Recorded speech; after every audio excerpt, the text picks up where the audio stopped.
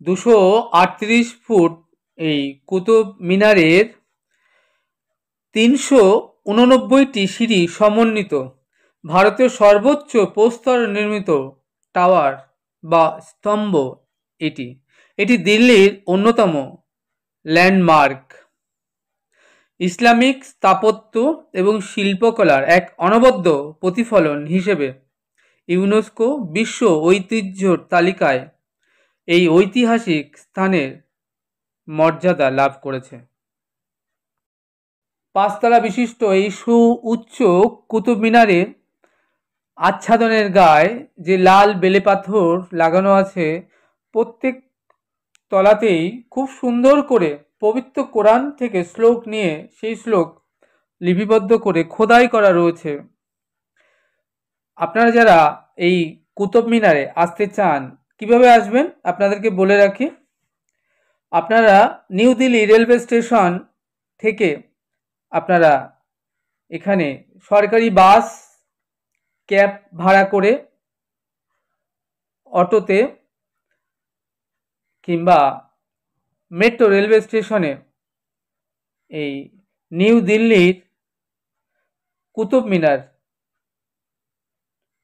চলে আসতে পারেন। এখানে ঠিকানা হলো নিউ দিল্লি মেহরৌলি। নিউ দিল্লি থেকে বাসে, অটোতে, ক্যাবে বা মেট্রোতে আপনাকে 30 মিনিট মতো লাগবে, কারণ নিউ দিল্লি থেকে এই কুতুব মিনার দূরত্ব 11 কিলোমিটার। জামা মসজিদ থেকেও মাত্র আধা কিলোমিটার, 30 মিনিটের মতো সময় আপনারা এখানে পৌঁছে যাবেন।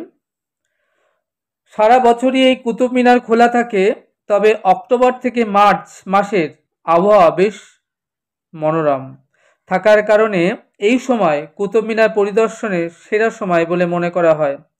সূর্যোদয় থেকে সূর্যাস্ত এই কুতুব মিনার পরিদর্শনের জন্য খোলা থাকে। এখন কুতুব মিনারের ভেতরে প্রবেশ করতে দেওয়া হয় না, তবে 1981 সালের আগে জনসাধারণের জন্য এই স্তম্ভটির ভেতরে প্রবেশের অনুমতি ছিল।